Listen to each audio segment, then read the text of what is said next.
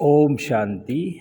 आज बाबा की 31 तारीख की मुरली सुनेंगे। बाबा ने कहा, मुरली का सार, बाबा ने कहा, मीठे बच्चे, तुम अभी पुरानी दुनिया के गेट से निकलकर शांति धाम और सुख धाम में जा रहे हो। बाप ही मुक्ति, जीवन मुक्ति का रास्ता बताते हैं।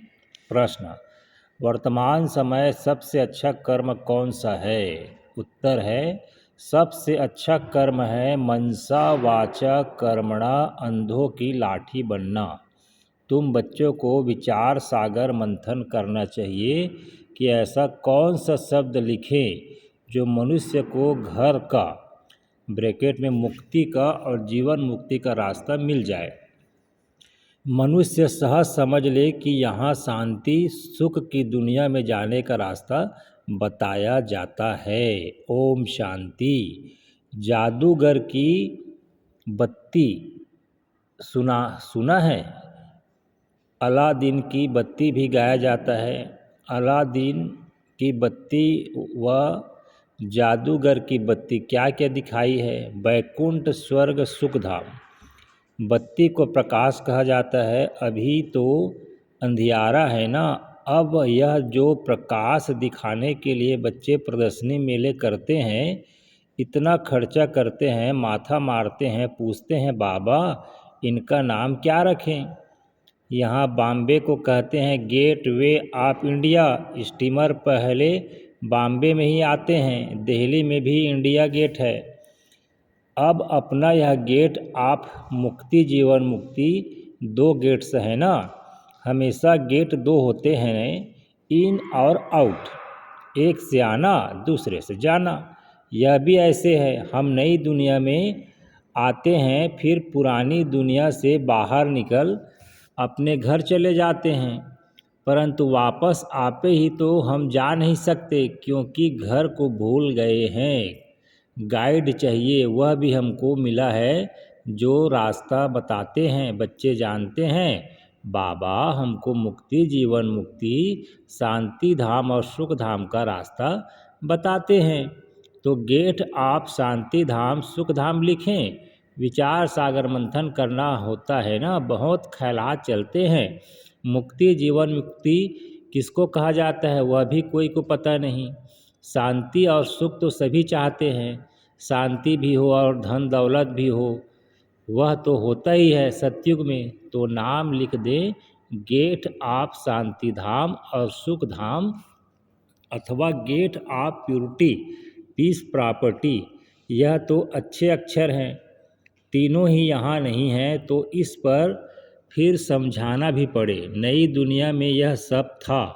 नई दुनिया की स्थापना करने वाला है पतित पावन गॉड फादर, तो ज़रूर हमको इस पुरानी दुनिया से निकल घर जाना पड़े।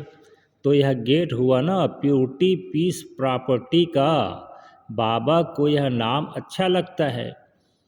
अब वास्तव में उसकी ओपनिंग तो शिव बाबा करते हैं, परंतु हम ब्राह्मणों द्वारा कराते हैं।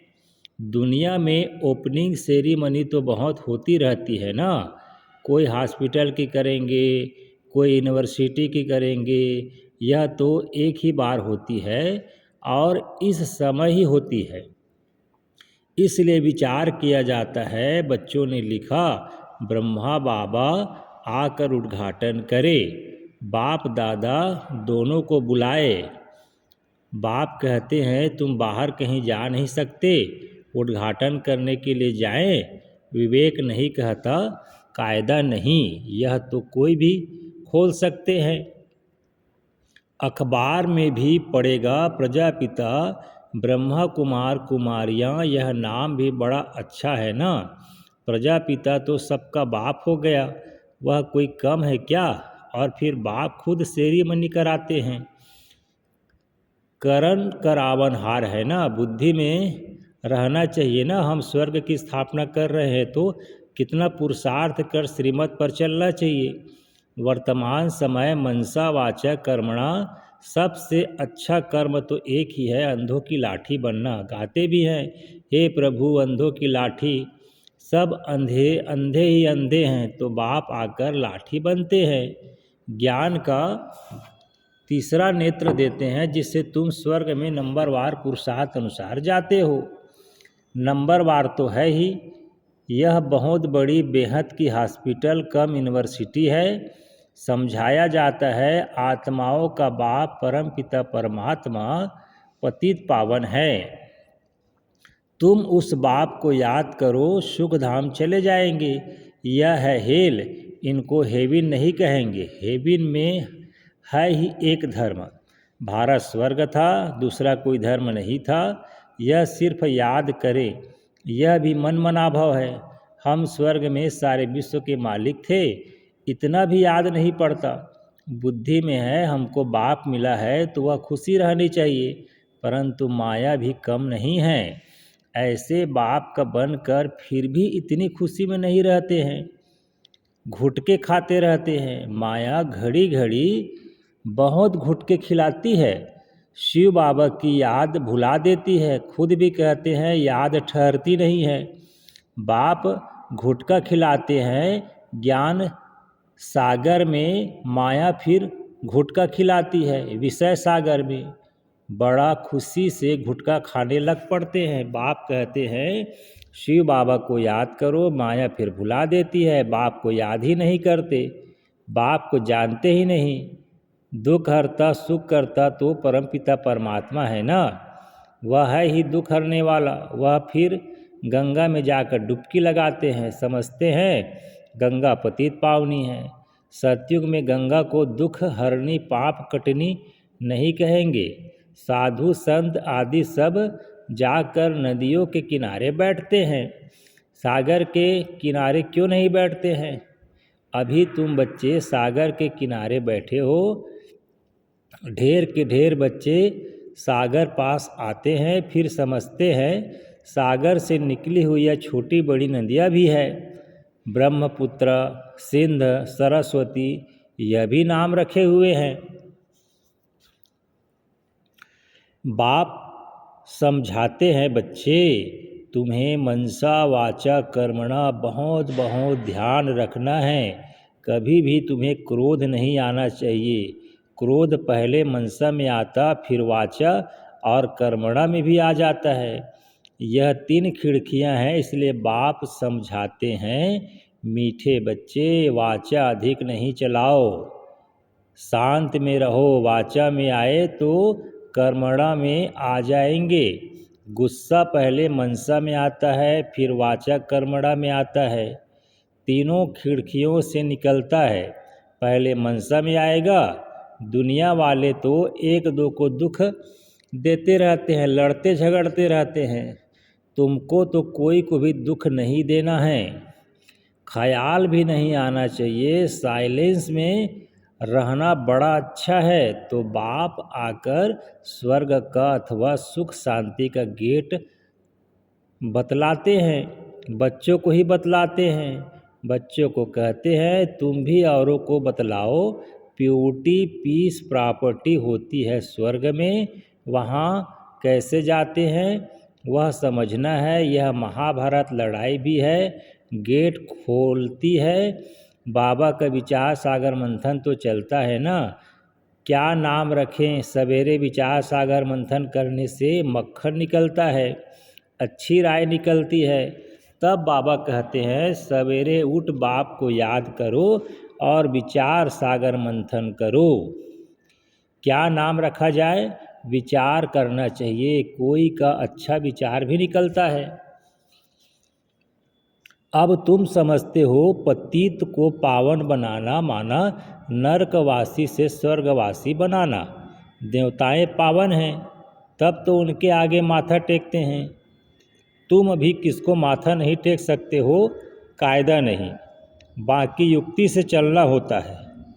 साधु लोग अपने को ऊंच पवित्र समझते हैं, औरों को अपवित्र नीच समझते हैं। तुम भल जानते हो हम सबसे ऊंच हैं, परंतु कोई हाथ जोड़े तो रिस्पांस देना पड़े। हरि ओम तत्सत करते हैं तो करना पड़े। युक्ति से नहीं चलेंगे तो हाथ नहीं आएंगे, बड़ी युक्तियां चाहिए।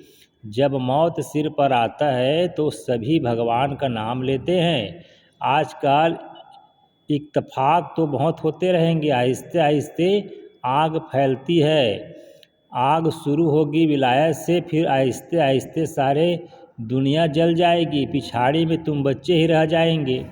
तुम्हारी आत्मा पवित्र हो जाती है तो फिर तुमको वहाँ नई दुनिया मिलती है।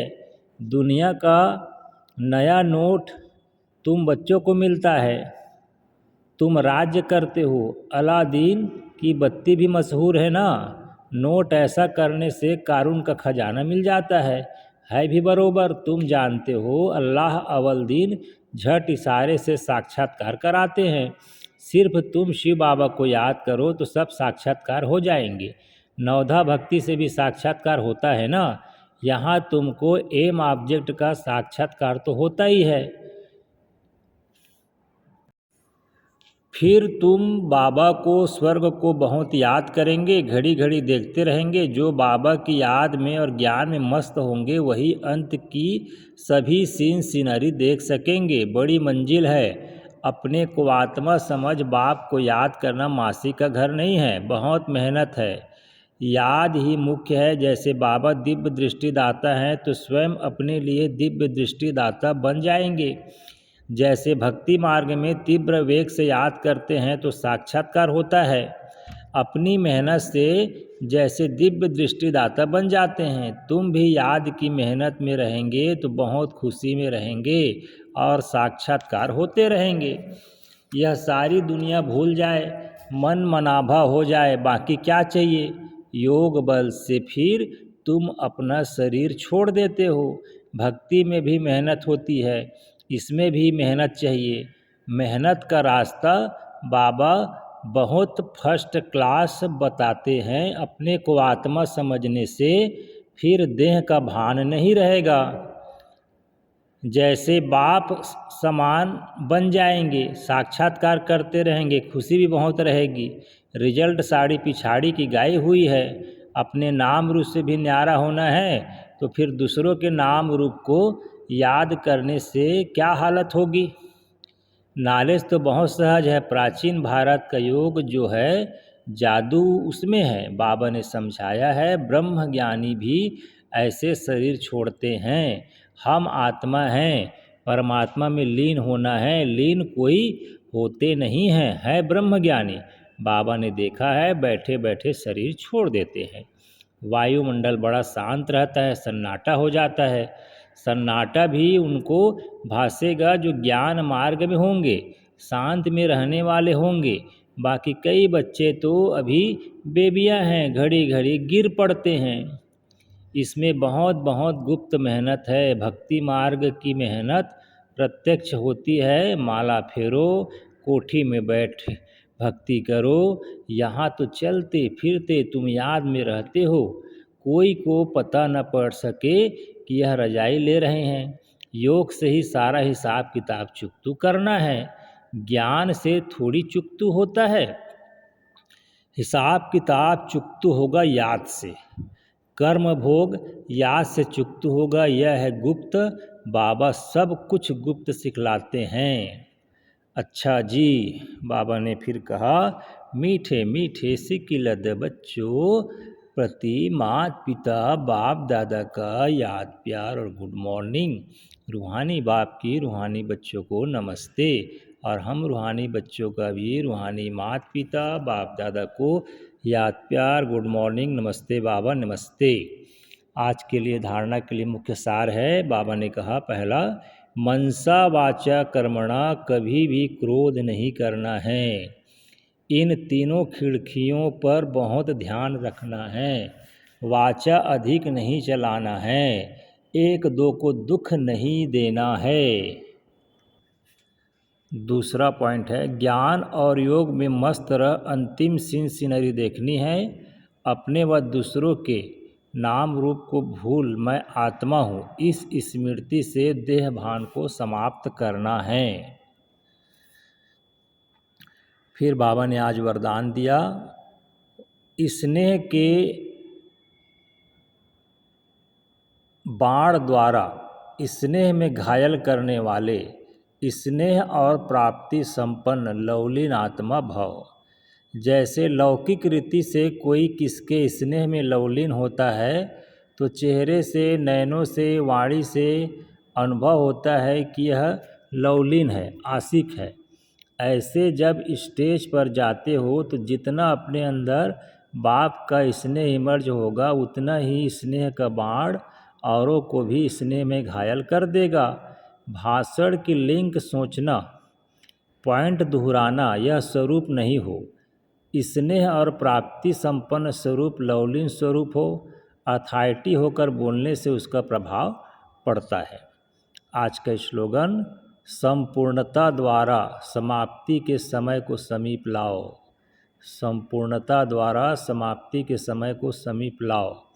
अव्यक्त इशारे, सत्यता और सभ्यता रूपी कल्चर को अपनाओ। बाबा ने कहा, यह तो सब समझने लगे हैं कि यह कोई है, लेकिन यही है और यह एक ही है। यह हलचल का हल अब चलाओ। अभी और भी हैं, यह भी है, यहाँ तक पहुँचे हैं, लेकिन यह एक ही है। अभी ऐसा तीर लगाओ, धरनी तो बन गई और बनती जाएगी, लेकिन जो फाउंडेशन है, नवीनता है, बीज है, वह है नया ज्ञान, निस्वार्थ प्यार है, रूहानी प्यार है। यह तो अनुभव करते हैं, लेकिन अभी प्यार के साथ साथ ज्ञान की अथॉरिटी वाली आत्माएं हैं। सत्य ज्ञान की अथॉरिटी है। यह प्रत्यक्ष करो तब प्रत्यक्षता होगी। अच्छा जी, ओम शांति।